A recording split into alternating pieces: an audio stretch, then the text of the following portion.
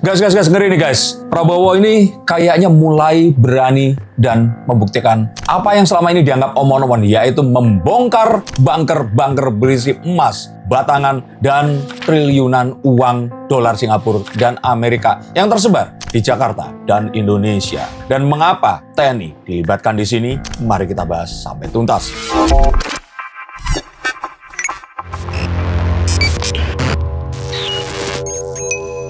Halo Sainsikers, kembali berjumpa bersama saya Denny Darko. Tidak ada yang namanya misteri, yang ada adalah tanda-tanda yang kita semua coba untuk mengerti. Pak Prabowo mulai melakukan. Saya tidak tahu apakah ini adalah sesuatu yang dipelajari oleh Pak Prabowo dari Pak Jokowi, nabok silih tangan, yang akhirnya kita lihat sekarang seakan-akan ada pertentangan antara instansi Polri dan Kejagung. Tapi pertanyaannya, mengapa sampai TNI di sini dilibatkan, dan kira-kira bunker mana yang akan dibongkar lagi? Mari kita lihat. Dan akan seperti apa kasus ini? Mas, ini kan tentang adanya penemuan emas dan juga uang gitu. Dan juga itu kan di rumah. Iya. Yang di kafe itu juga ada. Iya, itu juga ada. Dan bunker-bunkernya mulai terbuka. Nah ini tapi justru orang-orang berpikirnya malah ada perselisihan antara Kejagung, Polri, dan sekarang dilibatkan Karena kronologisnya ini adalah di tanggal 9 Juli kalau nggak salah ya, ada penangkapan Pak Jenderal Lalu ya namanya. Itu terus kemudian akhirnya ya dia diduga menjadi salah satu yang terlibat dalam korupsi pengadaan ompreng di BGN, tray makanan itu. Dan terus kemudian dibalas dengan ini. Ada dua orang sih sebenarnya, satu lagi saya lupa. Nah, apakah benar ini sebenarnya adalah hasil dari balas dendam itu, kita tidak tahu. Tetapi yang pasti di sini,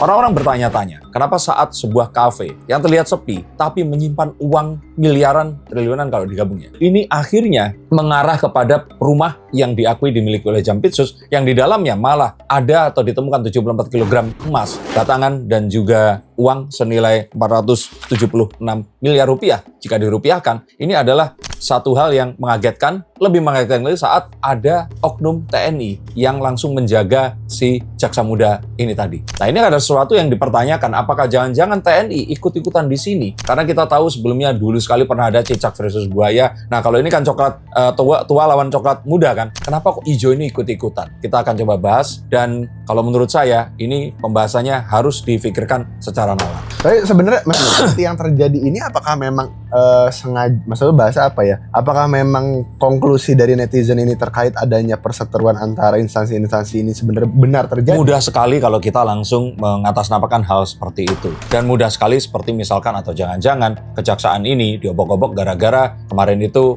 nggak nahan Roy Suryo yang sudah setengah mati ditangkap, akhirnya dilepaskan begitu saja. Tapi itu akan kita bahas di konten lain. Yang akan kita bahas sekarang di sini adalah mengapa ada keterlibatan TNI, dan apakah ini sesuatu yang juga wajar, dan akan seperti apa belakang. Jadi kalau menurut saya dari kartu judgment, kita harus tahu dulu bahwa kenapa kok Jaksa Agung Muda ini akhirnya harus ditangani atau dilindungi oleh TNI, ini adalah karena kasus yang ditanganinya. Ini nggak kaleng-kaleng. Saya lihat di sini ada kasus dari PT Timah Tbk, lalu kemudian ada Pertamina, penyelewengan sirkuit niaga komoditas energi minyak mentah senilai 285 triliun.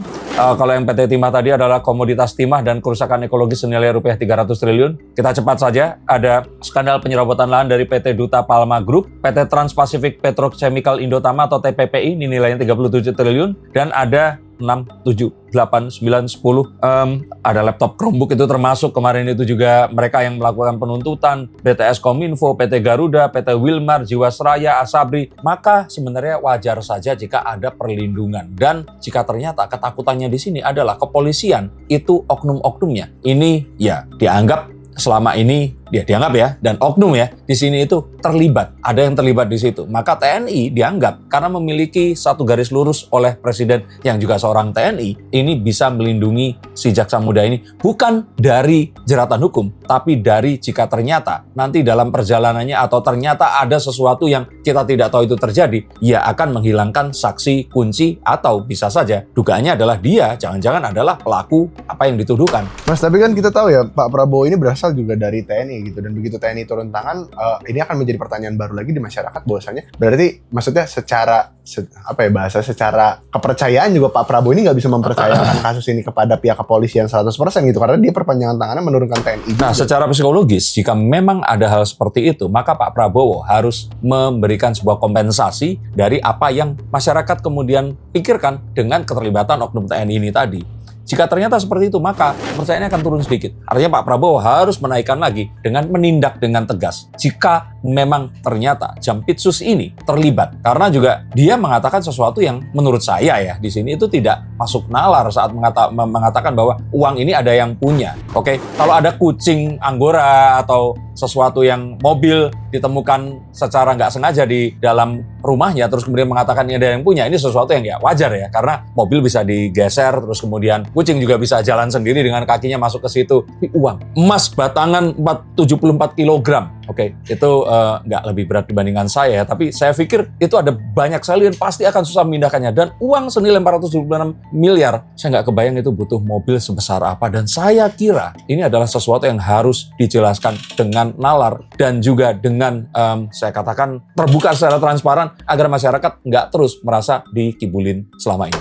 Tapi apakah dengan turunnya TNI ini juga bisa kita bilang Pak Prabowo ini justru sangat serius untuk menangani hal ini? Karena kita tahu perpanjangan Saya tangan. tetap merasa bahwa ini adalah sebuah tindakan serius. Tapi jika pun kita juga harus telusuri. Jika TNI ini bergerak sendiri tanpa adanya sebuah chain of command yang tepat, dan ini adalah sebuah tindakan yang dilakukan di luar tugas mereka, ya mereka harus ditindak. Dan dipertanyakan apa kaitannya dengan kejaksaan ini tadi. Ini satu-satu harus memang diurai, dan jika memang ada kong kali kong, memang wajib kita bongkar.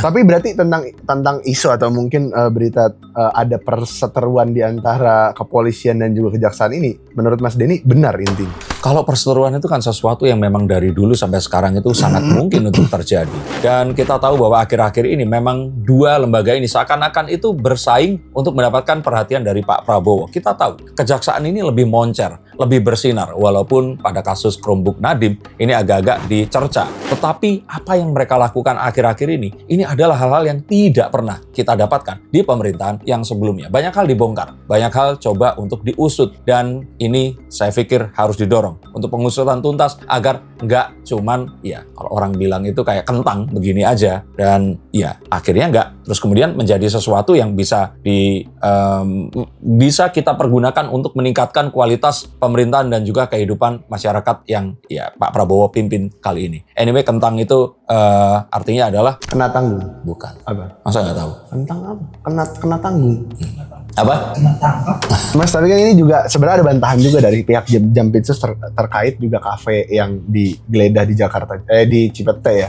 Cuma menurut Mas Denny, ini akan secepat apa kasus ini ditangani? Karena seperti yang kita tahu ya, ini kalau udah naik ke publik, bahkan di grup WA keluarga saya aja udah mulai ada kayak, ini uang rakyat semua dikorupsi, disimpan sama satu orang. Udah mulai ada berita-berita seperti itu, Mas. Maksudnya keresahan masyarakat gitu. Kalau dikatakan uang masyarakat ya kita nggak bisa katakan ya. Bisa saja ini adalah uang seseorang yang terus kemudian dititipkan benar di situ. Tapi yang menitipkan kepada seseorang yang merupakan penggawa masyarakat, itu salahnya di situ. Tapi apakah ini uang masyarakat? Perlu dibuktikan. Makanya saya ingin katakan bahwa kita juga harus bersabar. Di saat yang lain juga kita dukung Pak Prabowo. Tapi kita juga harus menempatkan ini pada tempat yang kita berpikir secara objektif. Nggak terus karena selama ini dianggap orang-orang Kejaksaan Agung ini membongkar-bongkar kasus, artinya mereka semua dipastikan akan bersih. Tapi bukan artinya juga apa yang mereka lakukan ini adalah sebuah upaya yang juga kotor. Tapi itu yang kita harus benar-benar ketahui adalah harapannya ini semua terbongkar sama seperti kasus Verdi Sambo. Jika ternyata melibatkan banyak orang untuk menutupi, ini harus dibongkar dan Pak Prabowo memang harus turun tangan. Oke.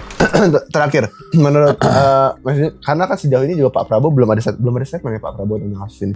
Belum ada statement gitu untuk kasus ini. Menurut Mas Denny, apakah dalam waktu dekat Pak Prabowo juga akan mungkin melalui pidato-pidato heroiknya juga akan membahas tentang kasus ini begitu? Nah, melihat lamanya penanganan ini, kita akan tahu bahwa Pak Prabowo nanti akan melakukan sebuah keputusan dan juga pengumuman yang akan sangat, kalau menurut saya, akan ada yang jatuh di sini. Tapi harapannya lamanya ini nggak terus dipergunakan untuk saling, ya itu tadi, tukar kepala atau mencoba untuk menegosiasi, karena masyarakat ini benar-benar perlu sekali penjelasan dan juga mengetahui uang ini milik siapa, apakah ini adalah hasil dari tindak kejahatan, dan mengapa jika ternyata uang sebesar itu ada, tidak dilaporkan. Apakah boleh seorang Jampitsus di sini mempergunakan rumah pribadinya untuk keperluan mengurus sebuah kasus? Karena jika memang itu punyanya, ini saja sudah melanggar hukum. Jika itu bukan punyanya, hukumannya lebih berat lagi. Maka kita akan melihat apa yang akan terjadi. Tapi harapannya di sini Kejagung dan Kepolisian ini tetap kuat. Dan kalaupun ternyata mereka harus saling bongkar, saya lebih suka bongkar aja semuanya. Karena kalau menurut saya, nama instansi ini hanya akan bisa dipertahankan jika orang-orang di dalamnya ini semuanya bersih. Percuma jika kita melihat di atas kertas, tapi kenyataannya masyarakat di sini tidak percaya. Terima kasih, sampai jumpa, dan salam.